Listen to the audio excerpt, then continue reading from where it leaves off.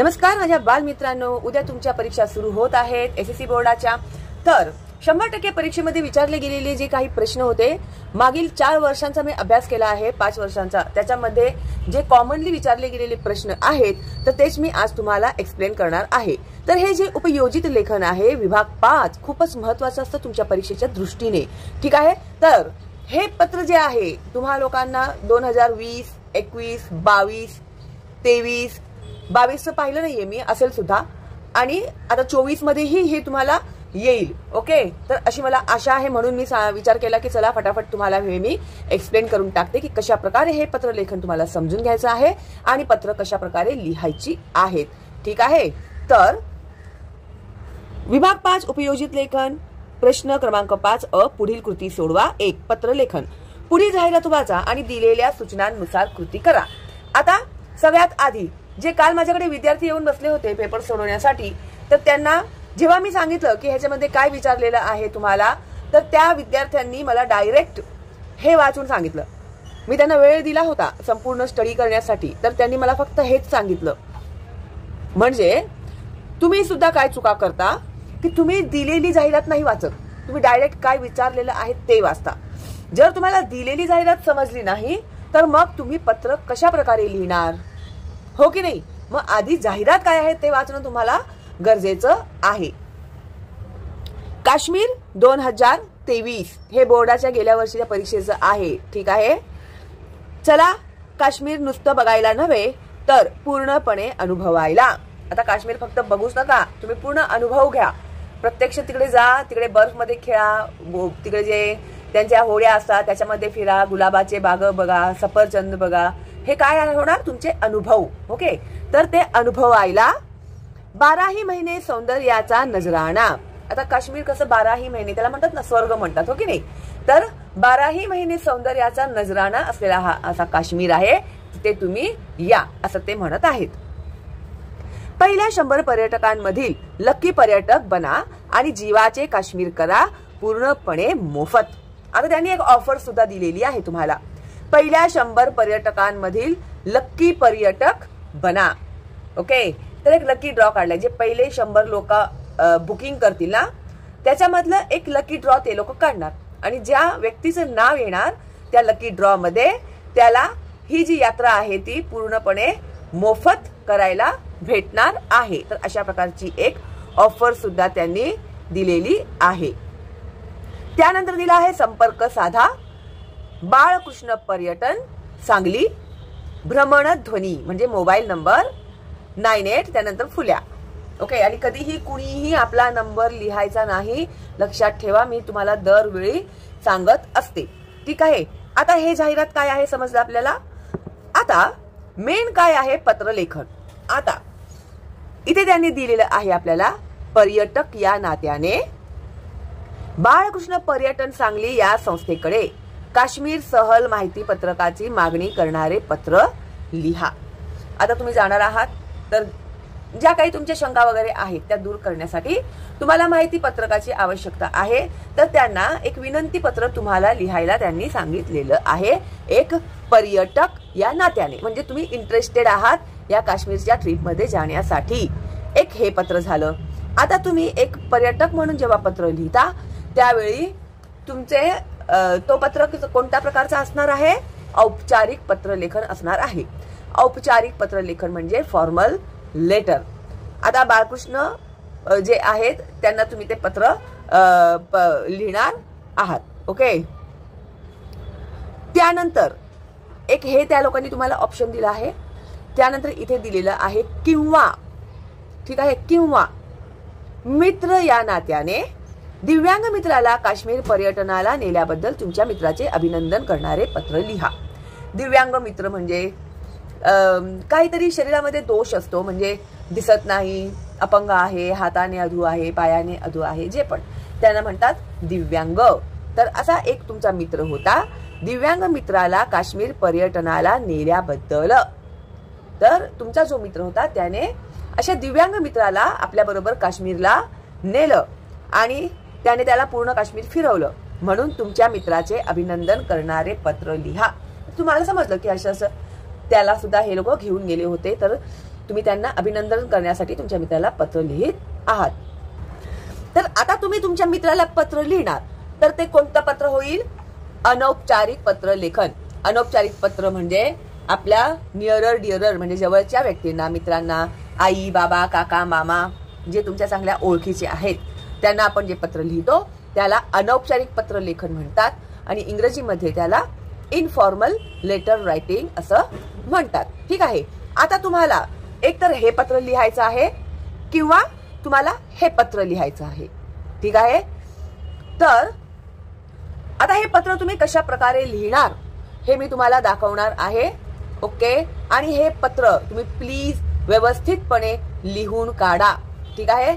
आणि बोर्डाच्या परीक्षेचं जे नियम असतं ना, त्या नियमानुसार तुम्ही लिहिलेलं जे पत्र असतं ते पत्र एकाच पानावरती असलं पाहिजे. ठीक आहे. दीड पानाचं 2 पानाचं पत्र लिहायचं नाही. तेवढा तो एक्झामिनरला तेवढा वेळ नाहीये तुमचं रामायण महाभारत वाचत बसायला. चांगलं पत्र कधीही एकाच पानावरती मुद्देसूद लिहिताना खाडाखोड करायची नाही. ठीक आहे. तारीख, पत्ता, विषय.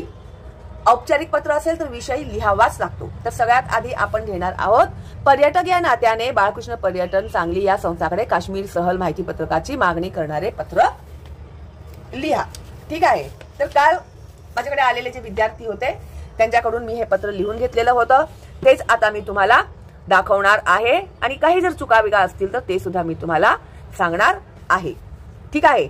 तर इथे बघा, प्रति आणि माननीय व्यवस्थापक हे लिहिण्याआधी आता जिथे प्रति लिहिलेलं आहे ना तिथे तुम्ही तारीख घाला. ठीक आहे.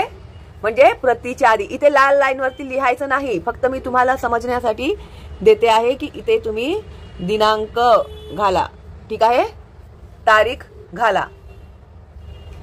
प्रति माननीय व्यवस्थापक, त्याच्यानंतर दिलेला आहे स्वल्पविराम, बाळकृष्ण पर्यटन, स्वल्पविराम. आता माननीय व्यवस्थापक काय लिहिलेला आहे आपण? कारण की ह्या पर्यटनाची व्यवस्था करणारा जो व्यवस्थापक आहे त्यालाच आपण माहिती विचारणार आहोत. म्हणून लिहिताना माननीय व्यवस्थापक स्वल्पविराम, बाळकृष्ण पर्यटन स्वल्पविराम, श्रीयशपथ स्वल्पविराम, सांगली. हे सांगली खाली लिहून इथे पिनकोड लिहिलं तरी सुद्धा चालेल. ठीक आहे.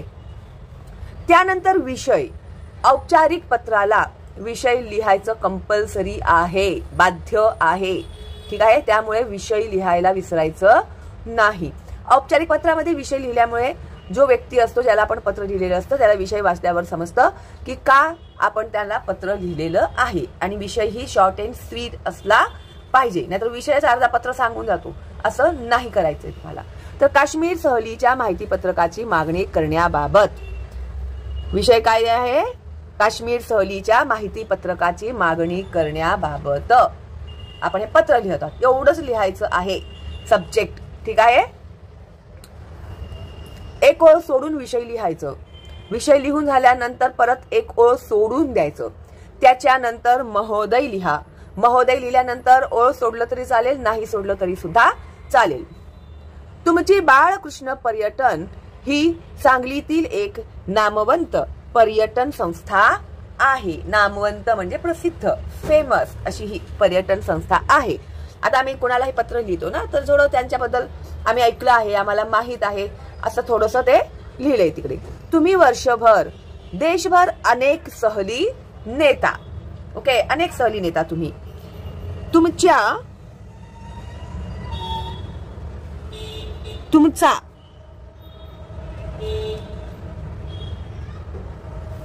तुमचा सहल खर्च सर्वसामान्यांना परवडणारा आहे असे आम्ही ऐकले आहे. आता सर्वसामान्यांना परवडणारा म्हणजे आपल्या बजेटमध्ये बसणारा. ठीक आहे. खूप खर्चिक नाहीये जास्त, आपल्या बजेटमध्ये तो बसतोय म्हणून तो परवडणारा आहे सामान्य लोकांना, हे आम्ही ऐकले आहे. यामुळे मे महिन्याच्या सुट्टीत आम्हा मित्रमैत्रिणींचा काश्मीर सहलीला जाण्याचा मानस आहे. मानस नाही लिहिला, बेत आहे म्हणजे प्लॅन आहे किंवा आमची जाण्याची इच्छा आहे असं जरी लिहिलं तुम्ही तरी सुद्धा चालेल. ठीक आहे. आणि जर असंच लिहायचं असेल तर मग लिहायचं प्रॅक्टिस करा. आणि आता समजलंय तुम्हाला कसं लिहायचं आहे, आपल्या मनाने तुम्ही लिहिलं तरी सुद्धा चालेल. इथे बघा अर्ध स्वल्प विराम दिलेला आहे. त्यानंतर हे विराम चिन्ह वगैरे जे दिसत आहेत ना तुम्हाला, ते तुम्हाला ती द्यायची आहेत परीक्षेमध्ये, नाहीतर ते त्याचे मार्क्स कापले जाणार तुमच्या लोकांचे. म्हणून हे मी लिहिलेले दाखवते तुम्हाला. आता इथे कसं तुमची बाळकृष्ण पर्यटन इथे बघताय ना तुम्ही, एकेरी अवतरण चिन्ह बघताय ना कसं दिलेलं आहे, पूर्णविराम कुठे दिलेले आहेत, स्वल्पविराम कुठे दिलेले आहेत, मित्र मैत्रिणींना हे बघा कसं दिलेलं आहे. तर अशा प्रकारे ह्या ज्या छोट्या छोट्या गोष्टी आहेत त्याकडे लक्ष द्या. तिथेच तुम्ही लक्ष देत नाहीत. लिहिताना काना, मात्रा, वेलांटी कशा प्रकारे दिलेली आहे ते सुद्धा तुम्ही बघा, लिहून काढा. ठीक आहे, कारण की हे दरवर्षी आलेलं पत्र आहे. आता परंतु आम्हाला खर्चाचा अंदाज घ्यायचा आहे. आता इथे अंदाज घ्यायला विसरली होती ती विद्यार्थिनी, त्यामुळे मी असं बाण करून वरती अंदाज लिहिला आहे. पण तुम्ही लिहिताना मात्र खर्चाचा अंदाज घ्यायचा आहे. यासाठी काश्मीर सहलीचे माहिती पत्रक मेल केले तर बरे होईल. तर तुम्ही तुमचं जे ह्या सहलीचं डिटेल आहे ना ते माहिती पत्रक आम्हाला काय करा, ईमेल करा तर बरे होईल. 10वीच्या विद्यार्थ्यांना काही खास सवलत असेल तर त्याबद्दलही कळवावे. बघा आता त्याबद्दलही लिहिलेलं आहे. बद्दलही आहे का, ते काय लिहायचं आहे, त्याबद्दलही कळवावे. लिहिताना चुका करू नका. ठीक आहे. सहलीच्या वेळी आम्हाला काही खर्च होऊ शकतो का. आता त्यांनी जे सांगितलेलं पॅकेज आहे ते तर घेणारच आहोत, पण त्या व्यतिरिक्तही अजून वरचा काही खर्च असणार आहे का हे सुद्धा तुम्ही त्यांना विचारत आहात. म्हणजे एक्स्ट्रा पैसे किती घ्यायला पाहिजे अंदाजे असं इत्यादी बाबत मेलमध्ये स्पष्ट कल्पना दिली तर बरे होईल. तुमच्या मेलची आम्ही आतुरतेने वाट पाहत आहोत. आपली कृपाभिलाषी स्वल्पविराम क ख ग. मग पत्ता तिकडे काही मेन्शन केलेलं नाही आहे, तुम्ही कोणताही पत्ता लिहू शकता. ठीक आहे. इथे पत्ता त्यानंतर शेवटी ईमेल आयडी लिहायला विसरायचं नाही. ठीक आहे. खूप मुलं मी बघते ना ईमेल आयडी लिहायलाच विसरतात खाली, तर ही चूक करू नका. ह्याचे पण मार्क्स असतात, मग हे मार्क्स जातील तुमचे. ठीक आहे. तर अशा प्रकारचं हे पत्रलेखन जे होतं ते आपण पूर्ण केलेलं आहे. ठीक आहे. आता मी सांगितल्याप्रमाणे दिनांक घालायला विसरायचं नाही. त्यानंतर प्रति, माननीय व्यवस्थापक, प्रतीच्या नंतर स्वल्पविराम, माननीय व्यवस्थापक. आता मी फक्त वाचून दाखवते. बाळकृष्ण पर्यटन, श्री यश पथ, सांगली 415113. विषय काश्मीर सहलीच्या माहिती पत्रकाची मागणी करण्याबाबत. महोदय, तुमची बाळकृष्ण पर्यटन ही सांगलीतील एक नामवंत पर्यटन संस्था आहे. तुम्ही वर्षभर अनेक सहली नेता. तुमचा सहल खर्च सर्वसामान्यांना परवडणारा आहे असे आम्ही ऐकले आहे. यामुळे मे महिन्याच्या सुट्टीत आम्हा मित्रमैत्रिणींचा काश्मीर सहलीला जाण्याचा मानस आहे किंवा बेत आहे. परंतु आम्हाला खर्चाचा अंदाज घ्यायचा आहे. यासाठी काश्मीर सहलीचे माहिती पत्रक मेल केले तर बरे होईल. 10वीच्या विद्यार्थ्यांना काही खास सवलत असेल तर त्याबद्दलही कळवावे. सहलीच्या वेळी आम्हाला काही खर्च होऊ शकतो का इत्यादी बाबत मेलमध्ये स्पष्ट कल्पना दिली तर बरे होईल. तुमच्या मेलची आम्ही आतुरतेने वाट पाहत आहोत. आपली कृपाभिलाषी मुलगी असेल तर, मुलगा असेल तर आपला कृपाभिलाषी क ख ग. त्यानंतर पत्ता आणि ईमेल आयडी. आता दुसरं जे पत्र आहे, मित्र या नात्याने दिव्यांग मित्राला काश्मीर पर्यटनाला नेल्याबद्दल तुमच्या मित्राचे अभिनंदन करणारे पत्र लिहा. एकतर हे पत्र लिहायचंय तुम्हाला किंवा हे पत्र लिहायचं आहे, अनौपचारिक पत्र. तर आता पत्र लिहायला सुरुवात करूया. सगळ्यात आधी दिनांक. आता बघा त्याच्यामध्ये तुम्ही मेची तारीख टाकलेली आहे, तर दिनांक टाकताना तुम्हाला त्याच्या 1 महिन्या आधीची तारीख, 15 दिवस आधीची तारीख टाकायला पाहिजे. ओके. तर दिनांक 15 एप्रिल 2023. आता तुम्हाला आलं हे पत्र तर 24 येणार. ठीक आहे. 2024. तर 2024 लिहायचं. प्रिय मित्र अथर्व, हेच नाव लिहायचं असं काय नाहीये. तुमचे जे काही मित्र आहेत त्यांची नाव लिहा. फक्त नाव लिहिताना चुकाने झाल्या पाहिजेत. कानामात्रा वेलांटीमध्ये ते लक्षात ठेवा. त्यामुळे नाव निवडताना कधीही सोपं नाव निवडायचं. सप्रेम नमस्कार.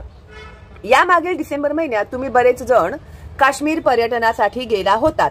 ही सहल खूप छान झाली असेही कळले. हा, आता तुमची ही सहल आहे बरं का, हिच चूक झालेली नाही ते, तर तिने हे कट केले. आणि हे अशा प्रकारे कट करू नका प्लीज. एकच असं काट मारायचं, दिसताना ते खूप घाण दिसतं. तुमची ही सहल खूप छान झाली असेही कळले. अथर्व, काश्मीर खूप छान आहे आणि ते कधीही गेलात तरी छानच दिसणार. कारण बघा, लिहिताना झालेल्या चुका कारणे लिहिलेलं आहे इथे. कारण तो भारताचा स्वर्ग आहे.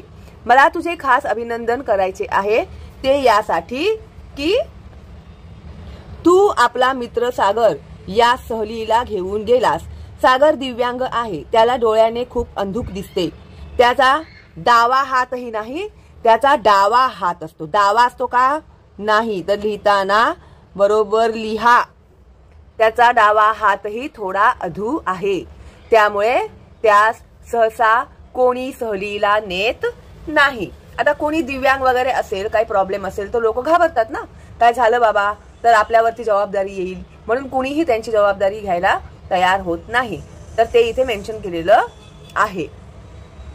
त्यामुळे त्याला सहसा कोणी सहलीला नेत नाही. परंतु तू आणि तुझ्या मित्रांनी हे आव्हान आनंदाने स्वीकारले. आव्हान म्हणजे चॅलेंज.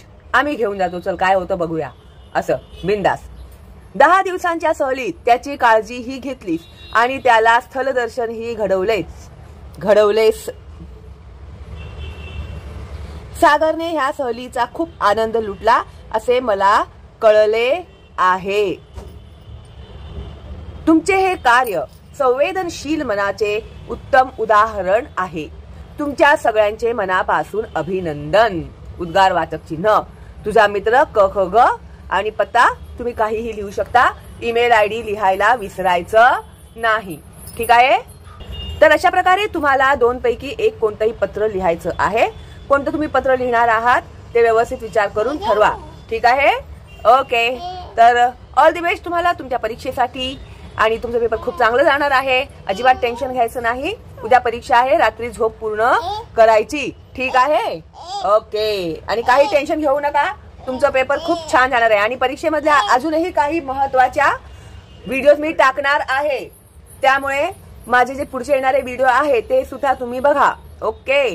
नवीन आहात तर सबस्क्राईब करा, बेलचा आयकॉन टॅप करा. आणि मोफत आहे माझं चॅनल, तर जास्तीत जास्त फॉरवर्ड करा तुमच्या मित्रमैत्रिणींना आणि नातेवाईकांना, जेणेकरून त्या मुलांचाही फायदा होईल. ठीक आहे. चला मग भेटूया लवकरच पुढच्या व्हिडिओमध्ये. तोपर्यंत ऑल दी बेस्ट तुम्हाला आणि बाय बाय.